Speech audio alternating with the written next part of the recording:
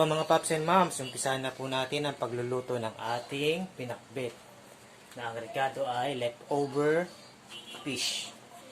Maglagay na po tayo ng mantika sa ating pinainit na kawali.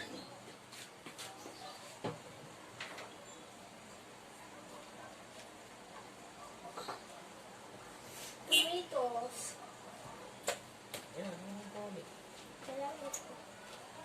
As usual, kasama na naman po natin ang ating kusinerong pakilamero. Ngayon, maglagay po tayo ng Garlic. Garlic. Huwag mo iba to. Huwag mo iba to. Ganun lang, lagay mo.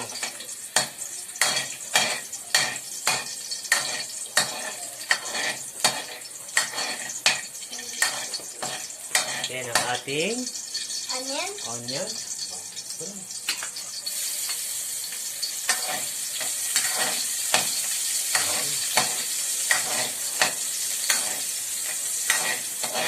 Yan ang ating Tomato. tomato. Lagay mo. Halo-halo. Tama. Mata check. Hindi na mata check. Ako na. Ako na. Sige, dahan-dahan.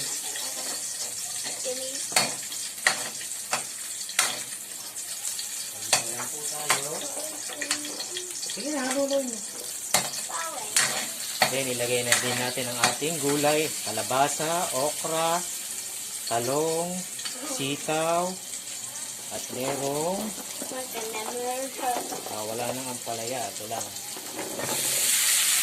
Ito, gita-gita na natin. Sabi ka muna, tatantik.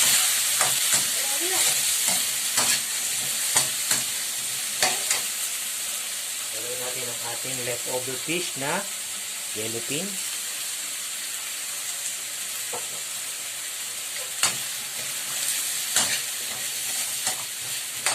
Haluin mo na.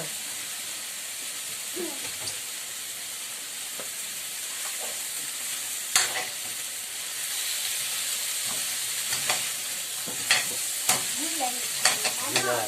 Kain kang gulay ha. Vegetable.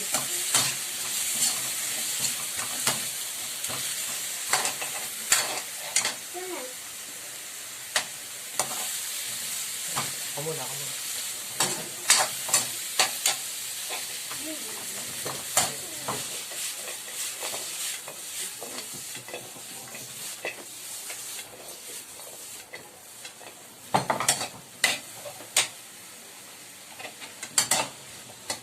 Then, ilagay na po natin ang ating bagoong isda.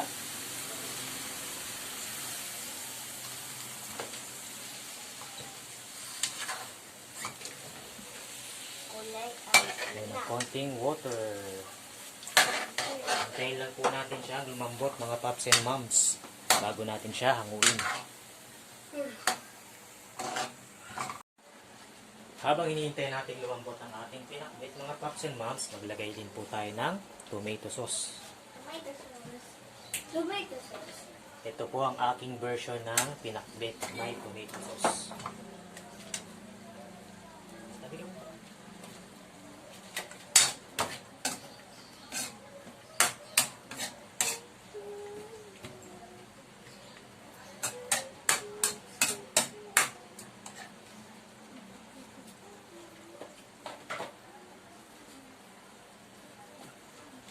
Takpan muna po natin siya hanggang sa lumambot.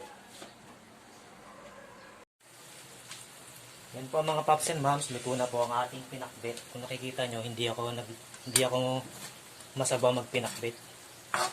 Hinahayaan kong matuyo yung sabaw niya. Yan po.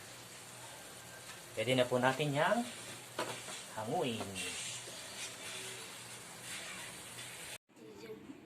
Ito na po ang ating pinakbet by using leftover fish and tomato sauce. This is our lunch for today. Let's eat na yap! That's it.